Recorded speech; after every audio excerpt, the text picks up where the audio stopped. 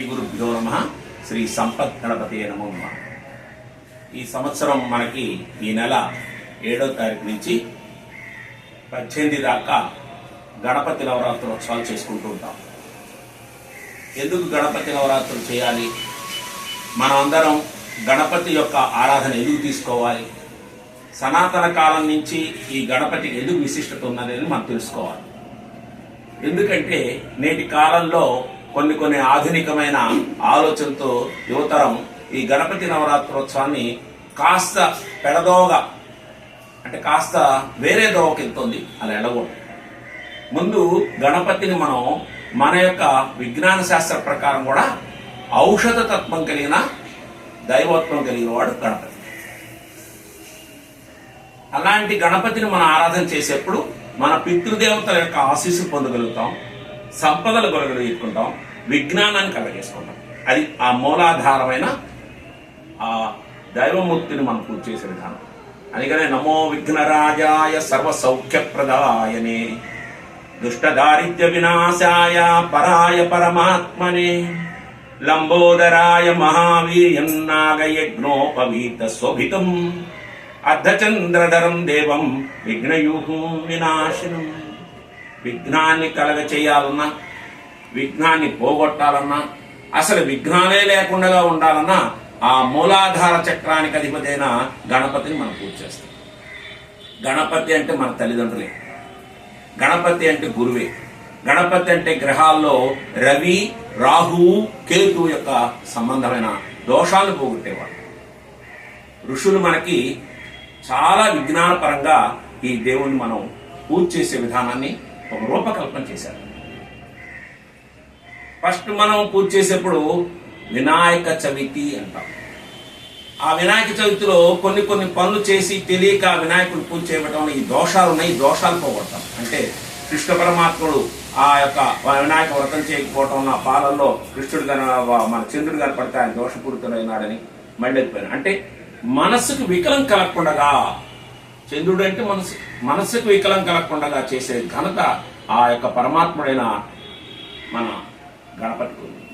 అందుకనే పురాతన కాల ఋషులు ఈ వినాయక చవితిని తీసుకొని అనంతరం మనం 10 రోజులు 9 రోజులు 9 రాత్రులు మనం పూజ చేస్తాం.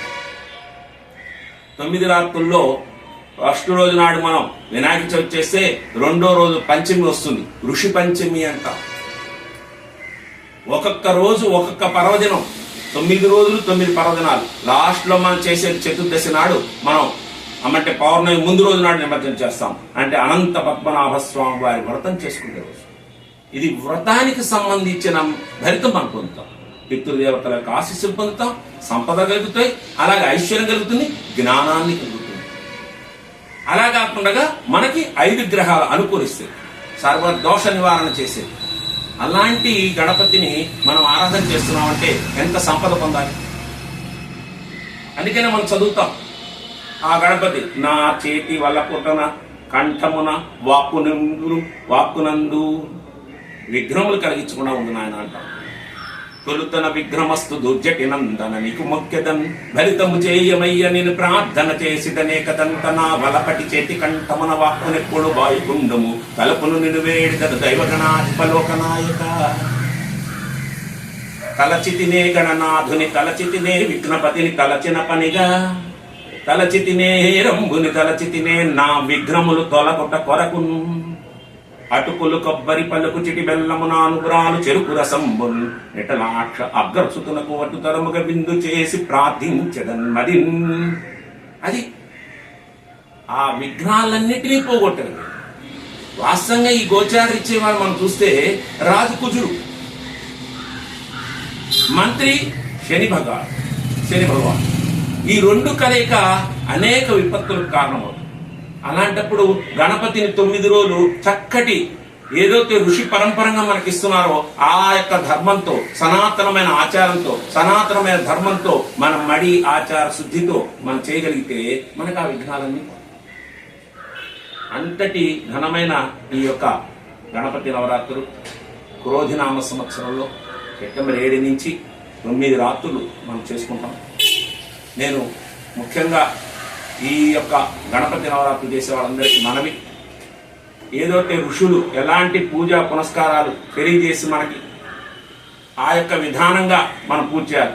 గరికతో పూజ చేయాలి. గరిక అనేది రాహువుతో పూజ చేయాలి. రాహు యొక్క గ్రహం మనకు శాంతింపజేస్తుంది. ఒక రోజు చేస్తాం. అలాగే మారేడు దళాలతో చేస్తాం, గురుతత్వం పెరుగుతుంది. అలాగే పుష్పాలతో చేస్తాం, లక్ష్మీప్రదం అవుతుంది. తర్వాత దీపాలతో చేస్తాం, ఐశ్వర్యప్రదం, అంధకారాన్ని పోగొట్టి విజ్ఞానాన్ని కలిగిస్తుంది. మనం పుస్తకాలు పెట్టి కొత్త పెన్నులు కొత్త పుస్తకాలు పెట్టి పూజ చేసుకుంటాం, సరస్వతి జ్ఞానం కలిగిస్తాడు. గణపతి పశువు వర్ణంతో చేస్తాం, ముందు పసుపుతో. అంటే ప్రధానమైన పూజ చేసేప్పుడు మనం ఏదైతే కోరిక కోరుకుంటున్నా ఆ కోరిక నెరవేరుతుంది. అంతటి గణపతి నవరాత్రోత్సవాలని మనం చక్కటి వైభవపేతంగా సనాతనమైన ధర్మాన్ని మన సంస్కృతిని 10 మందికి తెలియజేసే విధంగా చేయాలి. కానీ ఆర్భాటంతో అనేక రకాల విన్యాసాలతో ఆ విన్యాసాలకి ఎక్కువ ఖర్చు చేసి మనసు ప్రశాంతత లేకుండా చేయటం సమయం కాదు.